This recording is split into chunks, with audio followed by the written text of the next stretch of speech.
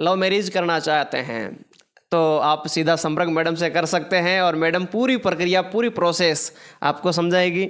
Madam, love marriage की क्या process है, प्रक्रिया क्या है? देखो, रजिस्टर्ड कोर्ट मैरिज की ये प्रोसेस होती है कि पहले जो हम कोर्ट से शादी करवाते हैं उसके बाद आर्य समाज से करवाते हैं।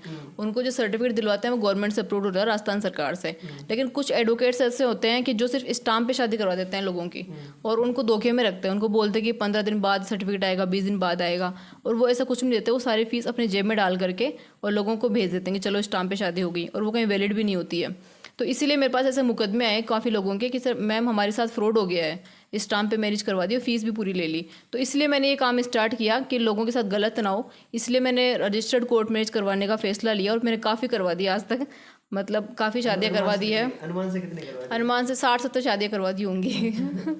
बिल्कुल, और वो सब अपनी जगह खुश है, आराम से रह रहे हैं, कोई दिक्कत नहीं है। इसमें प्रोसेस क्या होता है, क्या करना पड़ता है? सबसे पहले क्या प्रोसेस ये है कि आपके पास डॉक्यूमेंट्स होने चाहिए। अगर आप अनमेरिड है दोनों तो बिल्कुल शादी हो सकती है, कोई दिक्कत नहीं है। अगर इंटरकास्ट मैरिज भी करनी है तो भी करवा देंगे, कोई प्रॉब्लम नहीं है। बट दोनों के डॉक्यूमेंट्स कंप्लीट होने चाहिए। आधार कार्ड या 10th की मार्कशीट आपके पास में होनी चाहिए। बिल्कुल, 2 CC, आधार कार्ड और 10th की मार्कशीट?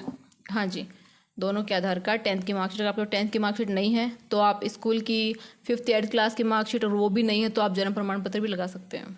अच्छा, फिर आपने बात करी दी है अंतरजातीय विवाह। अंतरजातीय में कुछ फ़ायदा होता है? बिल्कुल मिलता है सर। 10 लाख रुपए सरकार की तरफ से मिलते हैं इसमें, जिसमें ये प्रोसेस होती है कि ई मित्र से एक फॉर्म भरा जाता है शादी के बाद, जो सर्टिफिकेट हम लोग देते हैं उसके बाद में। उसमें प्रोसेस ये होता है कि पहले 6 महीने में आपको 5 लाख आते हैं आपके, और बाकी जो 5 लाख है वो बाप को बाद में मिलते हैं FD बन करके, ताकि आप डाइवोर्स ना ले लो। अब ये लड़के वालों को मिलते हैं, लड़की वाले को मिलते हैं? ये सर दोनों का जॉइंट अकाउंट होता है, दोनों को साथ मिलते हैं। पर लड़की को ज़्यादा मिलते हैं ना फ़ायदा? नहीं, ऐसा कुछ नहीं है, दोनों के साइन होते हैं, उसमें दोनों का ही अकाउंट होता है, दोनों के अकाउंट में, जॉइंट अकाउंट में पैसे आते हैं। मतलब ये ऐसा भी कहा जाता है कि अनुसूचित जाति या अनुसूचित जनजाति या फिर OBC वगैरह, वो पिछड़ी जाति है? बिल्कुल ऐसा है सर। जो शेड्यूल कास्ट में लड़के लड़की हैं, ये सर जातिगत भेदभाव को मिटाने के लिए ये मुहिम जो चलाई गई है, इसे अम्बेडकर योजना भी बोलते हैं। उन्होंने स्टार्ट करवाई थी इस चीज़ को कि जो SC ST कास्ट के जो बच्चे बच्चियाँ हैं उनके साथ, मतलब जो ऊंची कास्ट के लोग हैं, वो अंतर्जातीय विवाह हो पाए, और दोनों जो है समाज आपस में कभी भी भेदभाव की भावना ना रहे।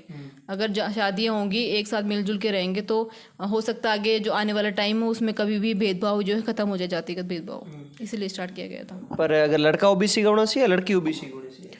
नहीं, OBC इसमें मैटर नहीं करता। इसमें ये होता है कि दोनों में से जो एक पक्षकार होता है वो होना चाहिए ST या SC से, और दूसरा होना चाहिए जनरल या OBC से। अच्छा, बिल्कुल, तब पैसे मिलते हैं आपको। कितने पैसे मिलते हैं? 10 लाख रुपए। अच्छा, उसके लिए प्रमाणित कहाँ से करवाना पड़ता है? उसके लिए हम जो आपको सर्टिफिकेट देंगे जो गवर्नमेंट से अप्रूव्ड होगा, उसी को जाकर के आप फॉर्म लगाइए। हम आपको पूरी प्रोसेस समझा देंगे उसके अंदर कि कैसे क्या फॉर्म लगता है। और ई मित्र से फॉर्म भरा जाता है, सिंपल फॉर्म होता है एक, वो भरने के बाद ही आपके 6 महीने के अंदर आपके पैसे आ जाते हैं। ऐसा कहा जाता है वकीलों की फीस बहुत महंगी होती है, वकीलों की फीस क्या रहती है इस लव मैरिज करवाने की? देखो सर, ये सब पे डिपेंड करता है कि कौन अपनी फ़ीस कितनी लेना चाहता है। ये कोई फिक्स नहीं होता कि कितनी फ़ीस होगी इस चीज़ की। जितना हमें लगता है कि सूटेबल होता है, क्योंकि इसमें ये होता है कि अगर लव मैरिज 2 तरीके से होती है कोर्ट मैरिज। एक होती है कि आप 21 दिन के समय लगता है जिसके अंदर नोटिस भेजे जाते हैं पहले, उसमें थोड़ी फ़ीस कम रहती है। और दूसरा रहता है कि रजिस्टर्ड कोर्ट में जो सिर्फ 2 घंटे में करवाते हैं, उसमें फ़ीस थोड़ी सी ज़्यादा रहती है, क्योंकि उसमें वकील को 2 घंटे के अंदर सारा काम करना पड़ता है, सारे कुछ जो फॉर्मेलिटीज़ वो पूरी करनी पड़ती है। बिल्कुल। अगर कम से कम पूछा जाए तो? कम से कम इतनी होगी, 30-35 हज़ार मान के चलिए। बिल्कुल। और उस 21 दिन वाले में? 21 दिन वाले में थोड़ी फीस थोड़ी सी कम है, क्योंकि टाइम बहुत ज़्यादा मिल जाता है वकील को भी।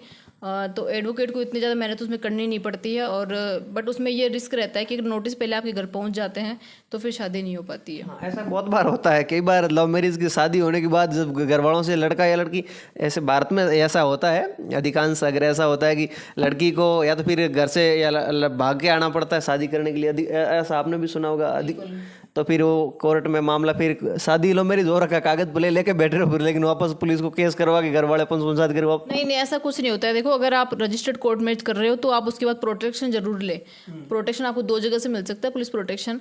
एक होता है आपके SP ऑफिस जो लगता है आपके, वहाँ से आप SP साहब से भी ले सकते हो। दूसरा होता है हाई कोर्ट से, तो आप हाई कोर्ट से भी पुलिस प्रोटेक्शन ले सकते हैं उसकी पिटिशन लगा करके। तो बिल्कुल उसके बाद से पुलिस आपको सपोर्ट करेगी। आपके ऊपर अगर FIR भी है, कुछ भी चीज़ है, तो उसका कोई वैल्यू नहीं रहेगी, और आप दोनों जहाँ चाहें आपको पुलिस छोड़ करके आएगी सिक्योरिटी के साथ।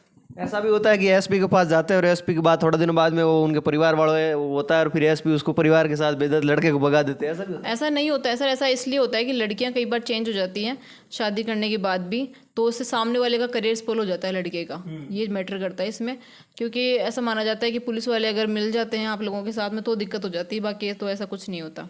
क्योंकि आजकल ये चीज़ है कि देखो संविधान में ये साफ लिखा हुआ है कि लड़की बालिग है तो कहीं पर भी जा सकती है अपनी पसंद से, ये चीज़ है। पर ऐसा भी होता है लड़कियों को विश्वास कैसे कर दे अगर घूम जाए तो? कैसे घूम जाए? जैसे लड़कियों से शादी कर लेते, कोर्ट से दाम भर देते, फिर बाद में क्या करते हैं कि वहाँ पुलिस के सामने परिवार वालों से मुलाकात करवाते हैं, वो परिवार वाले उसको कैसे कान में गोली देते थे, फिर वो लड़की उधर घूम जाती। नहीं, इसके लिए हम लोग पहले क्या करते हैं कि जो हम लोग रजिस्टर्ड कोर्ट मैरिज करवाते हैं तो उसमें हमेशा हम लड़की के बयान लेते हैं। पहले बयानों की वीडियो रिकॉर्डिंग होती है कैमरे के द्वारा, तो वो जो वीडियो रिकॉर्डिंग है अगर लड़की बाद में पलटती है तो उस वीडियो रिकॉर्डिंग को हम हाई कोर्ट में पेश करते हैं पिटिशन के तौर पर, ताकि कभी भी लड़के के ऊपर कोई दिक्कत ना आए। इसलिए कई लड़कों के ऐसे लव मैरिज कर रखा था और कोर्ट की कागज वगैरह थे, लेकिन वो लड़कों को लड़की को ले गए, फिर वो अभी रोते ही रहते, गलियों में घूमते ही रहते। अगर ऐसा होता है कि लड़की शादी होने के बाद भी प्रोटेक्शन मिल गया, उसके बाद भी अगर लड़की को उसके माँ बाप लेकर के चले गए हैं तो आपके पास फिर भी एक रास्ता बचता है कि आप हाई कोर्ट जाइए, वहाँ एक फाइल लगती है 482 में अंडर सेक्शन में, वो फाइल आप जाकर के लगाइए और पिटिशन अगर आप लगाएंगे तो पुलिस जो उसको अपने आप लड़की को लेकर के आएगी डेट के ऊपर और कोर्ट में पेश करेगी, और हाई कोर्ट का जो जज होते हैं वो आपके साथ उनको भेज देंगे। प्रोटेक्शन अलाउ अगर हो जाता है आपका और 482 में अगर अलाउ हो जाता है आपका तो वो पक्का आपके साथ भेज देंगे, और ऐसा कोई रिस्क नहीं है, पुलिस वाले भी आपका सपोर्ट करेंगे।